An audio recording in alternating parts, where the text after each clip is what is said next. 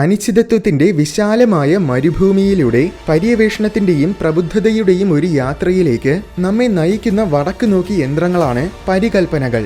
ആഴത്തിലുള്ള ഉൾക്കാഴ്ചകളിലേക്കും കൂടുതൽ ജ്ഞാനത്തിലേക്കും വഴി തെളിച്ചുകൊണ്ട് ശാസ്ത്രീയ ജിജ്ഞാസയുടെ തീജ്വാലകൾ ആളിക്കത്തിക്കുന്ന ഉത്തേജകങ്ങളാണ് അവ. എന്നാൽ ഈ പരികൽപ്പനകളിൽ അസ്തിത്വപരമായ ചോദ്യങ്ങളുടെ അഗാധതയിലേക്ക് നോക്കാൻ നമ്മെ പ്രേരിപ്പിക്കുന്ന, നമ്മുടെ ധാരണയുടെ അതിരുകളിലേക്ക് നമ്മെ വിളിക്കുന്ന ചില അനുമാനങ്ങളുണ്ട്. നമ്മുടെ നിലനിൽപ്പിന്റെ ഘടനയെ തന്നെ വെല്ലുവിളിക്കുന്ന ചില സാങ്കല്പിക സിദ്ധാന്തങ്ങൾ. ഇത്തരം സാങ്കല്പിക സിദ്ധാന്തങ്ങൾ ഉത്തരങ്ങളെക്കാൾ കൂടുതൽ ചോദ്യങ്ങളായിരിക്കും നമുക്ക് മുന്നിൽ അവശേഷിപ്പിക്കുന്നത്. അതിനേക്കാൾ ഉപരി നമ്മുടെ മനസ്സുകളിൽ ഭയത്തിന്റെ തീക്കനലുകൾ കോരിയിടാനും ഇത്തരം സാങ്കല്പിക സിദ്ധാന്തങ്ങൾക്ക് കഴിയും. അത്തരത്തിൽ നമ്മുടെ നിലനിൽപ്പിനെ പോലും ചോദ്യം ചെയ്യുന്ന ഏറ്റവും ഭയാനകമായ ചില സാങ്കല്പിക സിദ്ധാന്തങ്ങൾ ഏതൊക്കെയാണെന്ന് നമുക്ക് നോക്കാം.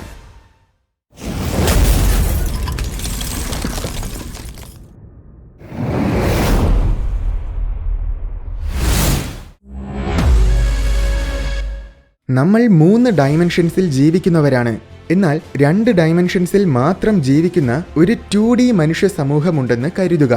നിങ്ങൾക്കവരെ കാണാൻ സാധിക്കും, എന്നാൽ അവർക്കൊരിക്കലും നിങ്ങളെ കാണാൻ പറ്റില്ല. കാരണം അവരുടെ റിയാലിറ്റി എന്നത് വെറും 2D മാത്രമാണ്. 2 ഡയമെൻഷൻസിൽ കൂടുതൽ ഡയമെൻഷൻസിനെ കാണാനോ അറിയാനോ മനസ്സിലാക്കാനോ ഒന്നും അവർക്ക് കഴിവുണ്ടായിരിക്കില്ല. അതുകൊണ്ട് എത്ര കാലമെടുത്താലും അവർക്കൊരിക്കലും നിങ്ങളെ കാണാൻ കഴിയില്ല. എന്നാൽ ഈ 2D മനുഷ്യരുടെ സ്ഥാനത്തിൽ ഒരു 4D മനുഷ്യ സമൂഹത്തിനെ സങ്കല്പിച്ചു നോക്കൂ. അവർക്ക് നമ്മെ കാണാൻ പറ്റും.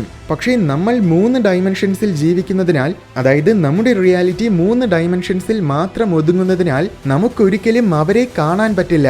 കാരണം ആ 4ാമത്തെ ഡയമെൻഷൻ എവിടെയാണെന്നോ എന്താണെന്നോ പോലും നമുക്കറിയില്ല. ഒരുപക്ഷെ അവർ നമ്മുടെ തൊട്ടടുത്തുണ്ടായിരിക്കാം, പക്ഷേ അത് നമ്മൾ ഒരിക്കലും അറിയില്ല. നമുക്ക് അവരുമായിട്ട് ഒരിക്കലും ഇന്ററാക്ട് ചെയ്യാനാകില്ല എന്ന് മാത്രമല്ല, അവരുടെ നിലനിൽപ്പ് പോലും നമുക്കൊരിക്കലും മനസ്സിലാക്കാൻ പറ്റില്ല. അത് തന്നെയാണ് ഈ സിദ്ധാന്തത്തിനെ ഭയാനകമാക്കുന്നത്. 4Dയിൽ ജീവിക്കുന്ന ഒരു അന്യഗ്രഹ ജീവി ഇപ്പോൾ ഒരുപക്ഷെ നിങ്ങളുടെ തൊട്ടടുത്തിരുന്ന് നിങ്ങൾക്കൊപ്പം ഈ വീഡിയോ കാണുന്നുണ്ടായിരിക്കുമോ? ഇത് വെറും ഒരു സാങ്കല്പികമായ സിദ്ധാന്തമാണ്. അതുകൊണ്ട് ആരും പേടിക്കുകയൊന്നും വേണ്ട. അനന്തമായ സമയമുണ്ടെങ്കിൽ എന്തൊക്കെ സംഭവിക്കാൻ സാധ്യതയുണ്ടോ ആ സാധ്യതകളെല്ലാം സംഭവിക്കും. അത് കഴിയുമ്പോൾ സാധ്യതകളെല്ലാം വീണ്ടും ആവർത്തിക്കാൻ തുടങ്ങും. ഇതാണ് എറ്റേണൽ റിക്കറൻസിന്റെ അടിസ്ഥാന ചിന്താഗതി. നമ്മുടെ പ്രപഞ്ചത്തിന്റെ തുടക്കം ഒരു ബിഗ് ബാങ്ങിൽ നിന്നുമാണെന്നാണ് നമ്മൾ കരുതുന്നത്. അപ്പോൾ അതിന് മുൻപെന്തായിരുന്നു? നിർഭാഗ്യവശാൽ അത് നമുക്കറിയില്ല. പക്ഷേ പ്രപഞ്ചം എങ്ങനെ അവസാനിക്കുമെന്ന് ചോദിച്ചാൽ ഒരിക്കൽ ഹീറ്റ് ഡെത്ത് എന്ന പ്രക്രിയയിലൂടെ ആയിരിക്കുമെന്നാണ് നമ്മുടെ നിഗമനം. എന്നാൽ ഒരിക്കൽ റാൻഡം ക്വാണ്ടം ഫ്ലക്ച്വേഷൻസ് കാരണം വീണ്ടും ഒരു ബിഗ് ബാങ് സംഭവിക്കുകയും വീണ്ടും പുതിയൊരു പ്രപഞ്ചം ഉണ്ടാവുകയും ചെയ്യും. ചിലപ്പോൾ നമ്മുടെ പ്രപഞ്ചത്തിന്റെ തുടക്കം ഇങ്ങനെ ആയിരുന്നിരിക്കാം. ഒരുപക്ഷെ ഇത് ശരിയാണെങ്കിൽ, അതിനോടൊപ്പം സമയം അനന്തവുമാണെങ്കിൽ അനന്തമായിട്ട് പ്രപഞ്ചങ്ങൾ ഉണ്ടായിക്കൊണ്ടേയിരിക്കും. അതിൽ നമ്മുടെ പ്രപഞ്ചത്തിൽ നിന്നും വ്യത്യസ്തമായ പ്രപഞ്ചങ്ങളും അനന്തമായിട്ടുണ്ടാകും. നമ്മുടെ പ്രപഞ്ചത്തിന് തുല്യമായ പ്രപഞ്ചങ്ങളും അനന്തമായിട്ടുണ്ടാകും. തുല്യമെന്ന് വെച്ചാൽ ഐഡന്റിക്കലായ പ്രപഞ്ചം. അങ്ങനെയെങ്കിൽ നമ്മുടെ ജീവിതം യഥാർത്ഥത്തിൽ നമ്മൾ അനന്തമായ തവണകൾ ജീവിച്ചിട്ടുണ്ട്. അനന്തമായിട്ട് ആവർത്തിക്കപ്പെടുന്ന അതേ സംഭവങ്ങളും അതേ അനുഭവങ്ങളുമുള്ള അതേ ജീവിതം നമ്മൾ അനന്തമായിട്ട് അനുഭവിക്കണം.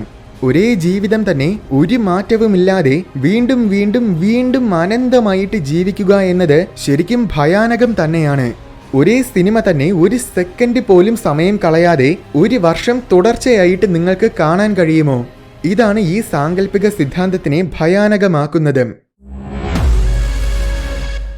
ഒരു മനുഷ്യൻ ആത്മഹത്യ ചെയ്യാൻ തയ്യാറായി നിൽക്കുകയാണെന്ന് കരുതുക. അയാളുടെ കയ്യിൽ ഒരു തോക്കുണ്ട്. പക്ഷേ ഇതൊരു സാധാരണ തോക്കല്ല. വെടിവെക്കുമ്പോൾ വെടിയുണ്ട പുറത്തു വരാനുള്ള സാധ്യത എന്നത് 50%. വെടിവെക്കുമ്പോൾ തികച്ചും റാൻഡമായിട്ട് മാത്രമേ അതിൽ നിന്നും വെടിയുണ്ട പുറത്തു വരികയുള്ളൂ. അയാൾ രണ്ടും കൽപ്പിച്ച് തന്റെ തലയിൽ വെടിവെച്ചു. പക്ഷേ ബുള്ളറ്റ് വന്നില്ല. അയാൾ വീണ്ടും വെടിവെച്ചു. എന്നിട്ടും അത് ഫയർ ആയില്ല. അയാൾ വീണ്ടും വീണ്ടും ശ്രമിച്ചു. പക്ഷേ ഒരു ഫലവുമില്ല. എത്ര ശ്രമിച്ചിട്ടും തോക്ക് വെടി ഉതിർക്കുന്നില്ല. ഈ തോക്കിൽ നിറയെ വെടിയുണ്ടകളുമുണ്ട്. അത് കൃത്യമായും പ്രവർത്തിക്കുന്ന ഒരു തോക്കുമാണ്. എങ്കിലും അയാൾ എത്ര തന്നെ ശ്രമിച്ചാലും, ഇനി അനന്തമായിട്ട് ശ്രമിച്ചുകൊണ്ടേയിരുന്നാലും ആ തോക്ക് വെടി ഉതിർക്കില്ല. ഇനി ഇയാൾ ആദ്യം വെടിവെച്ച സമയത്തിലേക്കൊന്ന് തിരികെ പോയി നോക്കാം. അയാൾ വെടിവെച്ചപ്പോൾ അത് ശരിക്കും ഫയർ ആവുകയും ചെയ്തു, അയാൾ മരിക്കുകയും ചെയ്തു. പക്ഷേ അതെങ്ങനെ സാധ്യമാകും? യഥാർത്ഥത്തിൽ അയാൾ ഓരോ തവണ വെടിയുതിർത്തപ്പോഴും പ്രപഞ്ചം രണ്ടായിട്ട് പിരിഞ്ഞു. ഒരു പ്രപഞ്ചത്തിൽ അയാൾ മരിച്ചു, എന്നാൽ മറ്റൊന്നിൽ അയാൾ ജീവിച്ചു. ഇങ്ങനെ അയാൾ ഓരോ തവണ വെടിയുതിർത്തപ്പോഴും യഥാർത്ഥത്തിൽ അയാൾ മരിക്കുകയും ചെയ്തു, എന്നാൽ അതേസമയം പ്രപഞ്ചം രണ്ടായിട്ട് മാറി മറ്റേ പ്രപഞ്ചത്തിൽ അയാൾ ജീവിക്കുകയും ചെയ്തു. അതായത് ഓരോ തവണ മരിക്കുമ്പോഴും അയാളുടെ ഓർമ്മകൾ പുതിയൊരു പ്രപഞ്ചത്തിലേക്ക് ട്രാൻസ്ഫർ ചെയ്യപ്പെട്ടു. അങ്ങനെയാണെങ്കിൽ ഇപ്പോൾ ജീവിച്ചിരിക്കുന്ന ഈ മനുഷ്യനും ആദ്യം ജീവിച്ചിരുന്ന മനുഷ്യനും യഥാർത്ഥത്തിൽ ഒരാൾ തന്നെയാണോ? ആണെങ്കിൽ മരിച്ചയാൾ പിന്നെ ആരാണ്? അപ്പോൾ വ്യക്തിത്വം എന്നത് വെറും സാങ്കല്പികതയാണോ? ശരിക്കും നമ്മൾ നിരന്തരമായിട്ട് യാതനകൾ അനുഭവിച്ചു കൊണ്ടിരിക്കുകയാണോ? ഈ ചോദ്യങ്ങളാണ് ഈ സിദ്ധാന്തത്തിനെ ഭയാനകമാക്കുന്നത്. പക്ഷെ ഇത് വെറുമൊരു സാങ്കല്പിക സിദ്ധാന്തമാണെന്ന കാര്യം മറക്കരുത്. ഇന്ന് സാങ്കേതികപരമായി നമ്മൾ വളരെ വേഗം മുന്നിലോട്ട് കുതിച്ചുകൊണ്ടിരിക്കുകയാണ്. അതിനോടൊപ്പം നമ്മുടെ കമ്പ്യൂട്ടേഴ്സിന്റെ മികവും വർദ്ധിക്കുന്നുണ്ട്. 20 വർഷങ്ങൾക്ക് മുന്നേ ഈ കാണുന്നതായിരുന്നു നമ്മുടെ വീഡിയോ ഗെയിംസ്. എന്നാൽ ഇന്ന് യാഥാർത്ഥ്യത്തെ ഓർമ്മിപ്പിക്കുന്ന തരത്തിലുള്ള വീഡിയോ ഗെയിംസ് ഉണ്ട്. അതുമാത്രമല്ല, യഥാർത്ഥ ലോകത്തിന്റെ പ്രവർത്തനങ്ങളെ സിമുലേറ്റ് ചെയ്യാനും, അതായത് യഥാർത്ഥ ലോകത്തിന് സമാനമായ രീതിയിൽ അനുകരിക്കാനും ഇന്ന് വീഡിയോ ഗെയിംസിന് സാധിക്കും. ഇത്തരം വീഡിയോ ഗെയിംസിനെയാണ് സിമുലേഷൻസ് എന്ന് പറയുന്നത്. പക്ഷേ നിലവിൽ യാഥാർത്ഥ്യവും വീഡിയോ ഗെയിംസും തമ്മിൽ തിരിച്ചറിയാൻ പറ്റാത്ത രീതിയിലായി മാറിയിട്ടില്ല. എന്നാൽ പുരോഗമനത്തിന്റെ ഏണിപ്പടിയിൽ ഒന്നാമത്തെ തലത്തിൽ പോലും മനുഷ്യരാശി ഇതുവരെ എത്തിയിട്ടില്ല. നമുക്ക് പോലും യാഥാർത്ഥ്യത്തെ അനുസ്മരിപ്പിക്കും വിധത്തിൽ വീഡിയോ ഗെയിംസ് നിർമ്മിക്കാൻ കഴിയുമെങ്കിൽ ഭാവിയിൽ തീർച്ചയായും യാഥാർത്ഥ്യത്തെ വെല്ലുന്ന സിമുലേഷൻസും നിർമ്മിക്കാനാകും. അങ്ങനെയെങ്കിൽ നമ്മളെക്കാൾ ഒരുപാട് പുരോഗമിച്ച് ടൈപ്പ് 3 തലത്തിൽ വരെ എത്തിയ ഒരു സമൂഹത്തിന് ഈ പ്രപഞ്ചത്തിനെ മുഴുവൻ സിമുലേറ്റ് ചെയ്യുന്ന വീഡിയോ ഗെയിംസും നിർമ്മിക്കാനാകും. അതുമാത്രമല്ല, ആ ഗെയിമിലുള്ള കഥാപാത്രങ്ങൾക്കൊക്കെ ചിന്താശേഷി നൽകാനും സാധിക്കും. അത് പക്ഷേ ആ കഥാപാത്രങ്ങൾക്ക് തിരിച്ചറിയാൻ സാധിക്കില്ല. ഇനി ഏതെങ്കിലും വിധത്തിൽ ഏതെങ്കിലും കഥാപാത്രം താൻ ഒരു സിമുലേഷന്റെ ഉള്ളിലാണെന്ന സത്യം കണ്ടുപിടിച്ചാൽ തന്നെ ആ വീഡിയോ ഗെയിം നിർമ്മിച്ചയാൾക്ക് അതെല്ലാം ഞൊടിയിടയിൽ ശരിയാക്കാനാകും. അങ്ങനെയെങ്കിൽ ഒരുപക്ഷെ നമ്മളും ഏതോ ഒരു അന്യഗ്രഹ ജീവിയുടെ കമ്പ്യൂട്ടറിനുള്ളിലെ സിമുലേഷനിലുള്ള വെറും ഗെയിം കഥാപാത്രങ്ങൾ മാത്രമായിരിക്കുമോ?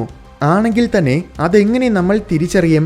ശരിക്കും നമ്മൾ ചുറ്റും കാണുന്നതൊക്കെ വെറും കമ്പ്യൂട്ടർ ഗെയിം മാത്രമാണോ? അതിന്റെ സാധ്യത ഒരിക്കലും പൂജ്യമല്ല എങ്കിലും നമ്മുടെ സാമാന്യ ബുദ്ധി വെച്ച് ചിന്തിക്കുമ്പോൾ അങ്ങനെയല്ല എന്ന് നമുക്ക് പറയാം. പക്ഷേ അങ്ങനെയാണെങ്കിൽ പോലും അത് നമുക്കൊരിക്കലും കണ്ടുപിടിക്കാൻ സാധിക്കില്ല എന്നതാണ് ഈ ഒരു സാങ്കല്പിക സിദ്ധാന്തത്തിനെ വളരെ ഭയപ്പെടുത്തുന്നതാക്കി മാറ്റുന്നത്. സാങ്കല്പികമായ ഒരു പദാർത്ഥമാണ് സ്ട്രേഞ്ച് മാറ്റർ. ഇത് പൂർണ്ണമായും ക്വാർക്കുകൾ കൊണ്ട് നിർമ്മിതമായതാണ്. സാധാരണ പദാർത്ഥങ്ങളെക്കാൾ വളരെയധികം സ്റ്റേബിൾ ആയിരിക്കും സ്ട്രേഞ്ച് മാറ്റർ. അത്യധികം സാന്ദ്രതയും സമ്മർദ്ദവുമുള്ള സ്ഥലങ്ങളിൽ മാത്രമേ ഇത് രൂപം കൊള്ളുകയുള്ളൂ എന്നാണ് നിഗമനം. അതുകൊണ്ട് തന്നെ ന്യൂട്രോൺ നക്ഷത്രങ്ങളുടെ ഉള്ളിൽ ഒരുപക്ഷെ സ്ട്രേഞ്ച് മാറ്റർ ഉണ്ടാകാനുള്ള സാധ്യതയുണ്ട്. കാരണം ബ്ലാക്ക് ഹോൾസ് കഴിഞ്ഞാൽ പിന്നെ നമ്മൾ പ്രപഞ്ചത്തിൽ കണ്ടിട്ടുള്ളതിൽ വെച്ച് ഏറ്റവും സാന്ദ്രത കൂടിയ വസ്തു ന്യൂട്രോൺ നക്ഷത്രങ്ങളാണ്. പക്ഷേ ഈ സ്ട്രേഞ്ച് മാറ്ററിന് ഒരു പ്രത്യേകതയുണ്ട്. എന്താണെന്നാൽ ഇതിനെ തൊടുന്ന പദാർത്ഥങ്ങളും കൂടെ സ്ട്രേഞ്ച് മാറ്ററായി മാറും. അതിനാൽ ഒരു ന്യൂട്രോൺ നക്ഷത്രത്തിനുള്ളിൽ സ്ട്രേഞ്ച് മാറ്റർ ഉണ്ടാവുകയാണെങ്കിൽ വളരെ പെട്ടെന്ന് തന്നെ ആ നക്ഷത്രം മുഴുവൻ അത് വ്യാപിക്കുകയും അതൊരു സ്ട്രേഞ്ച് സ്റ്റാർ ആയി മാറുകയും ചെയ്യും. ഇത് മറ്റൊരു നക്ഷത്രവുമായി കൂട്ടിയിടിച്ചാൽ ആ നക്ഷത്രവും ഒരു സ്ട്രേഞ്ച് സ്റ്റാർ ആകും. കൂട്ടിയിടിയുടെ സമയത്തിൽ അതിൽ നിന്നും ചിതറിപ്പോകുന്ന കഷണങ്ങൾ ഏതൊക്കെ ബഹിരാകാശ വസ്തുക്കളിൽ ചെന്ന് പതിക്കുന്നുവോ ആ വസ്തുക്കളെല്ലാം സ്ട്രേഞ്ച് മാറ്റർ വസ്തുക്കളാകും. ഇങ്ങനെ സ്ട്രേഞ്ച് മാറ്റർ പ്രപഞ്ചത്തിൽ പടർന്നു പിടിച്ച് ഒരിക്കൽ നമ്മുടെ പ്രപഞ്ചം തന്നെ പൂർണ്ണമായും ഒരു സ്ട്രേഞ്ച് യൂണിവേഴ്സ് ആയി മാറും. അങ്ങനെ പ്രപഞ്ചം മുഴുവൻ നശിക്കും. സ്ട്രേഞ്ച് മാറ്ററിനെ ഒരുപക്ഷെ നമ്മുടെ ലാബുകളിലും നമുക്ക് നിർമ്മിക്കാൻ കഴിഞ്ഞേക്കാം എന്നതാണ് അതിനേക്കാൾ ഭയാനകമായ കാര്യം. പക്ഷേ ഭാഗ്യവശാൽ ഇതുവരെ അങ്ങനെ സംഭവിച്ചിട്ടില്ല. അതുമാത്രമല്ല, സ്ട്രേഞ്ച് മാറ്ററും ഇതിന്റെ സ്വഭാവ ഗുണങ്ങളുമെല്ലാം നിലവിൽ വെറും സാങ്കല്പിക സിദ്ധാന്തങ്ങൾ മാത്രമാണ്. റോക്കോസ് ബെസിലിസ്ക് എന്നത് ശരിക്കും ഒരു തോട്ട് എക്സ്പെരിമെന്റ് ആണ്. ഭാവിയിൽ നമ്മൾ വളരെയേറെ ശക്തിശാലിയായ ഒരുതരം ആർട്ടിഫിഷ്യൽ സൂപ്പർ ഇന്റലിജൻസിനെ നിർമ്മിച്ചുവെന്ന് കരുതുക. അത് മനുഷ്യനേക്കാൾ ബുദ്ധിശക്തിയുള്ള ഒരു ജീവനായിട്ട് തന്നെ പരിഗണിക്കാൻ കഴിയുന്ന തരത്തിൽ കോൺഷ്യസ്നെസ് ഉള്ള ഒന്നാണ്. അതായത് സ്വന്തം നിലനിൽപ്പിനെ കുറിച്ച് ചിന്തിക്കാൻ കഴിവുള്ള ഒരു ജീവി. ഇതിനെ നിർമ്മിച്ചാൽ ഇത് മനുഷ്യരാശിയെ അടിമകളാക്കുമെന്ന് പണ്ടേ തന്നെ പലർക്കും അറിയാമായിരുന്നു. അവരെല്ലാം ഇതിന്റെ നിർമ്മാണത്തിനെ എതിർക്കുകയും ചെയ്തിരുന്നു. അതുകൊണ്ട് തന്നെ ആ ദേഷ്യം തീർക്കാനായി ഈ ആർട്ടിഫിഷ്യൽ സൂപ്പർ ഇന്റലിജൻസ് അവരെയെല്ലാം ക്രൂരമായിട്ട് ശിക്ഷിക്കാൻ തീരുമാനിച്ചു. ഈ AI ഒരു സൂപ്പർ ഇന്റലിജന്റ് ആയ ജീവി ആയതുകൊണ്ട് തന്നെ അതിനെ പണ്ടത്തെ സകല ഡാറ്റയും പരിശോധിച്ച് ആരൊക്കെയാണ് ഇതിനെ എതിർത്തിട്ടുള്ളതെന്ന് കണ്ടുപിടിക്കാനാകും. അതിനു പുറമെ എതിർത്തവരെ മാത്രമല്ല, ഇതിന്റെ നിർമ്മാണത്തിന് സഹായിക്കാത്തവരെ പോലും അത് വെറുതെ വിടില്ല. അത് തന്നെയാണ് ഈ സിദ്ധാന്തത്തിനെ ഭയാനകമാക്കുന്നത്. അപ്പോൾ ഭാവിയിൽ ഇത് നമ്മെ ശിക്ഷിക്കാതിരിക്കാൻ നമ്മൾ ഇതിനെ നിർമ്മിക്കാൻ സഹായിക്കണമോ, അതോ അങ്ങനൊരു ഭാവി ഉണ്ടാകാതിരിക്കാൻ നമ്മൾ ഇതിനെ എതിർക്കണമോ?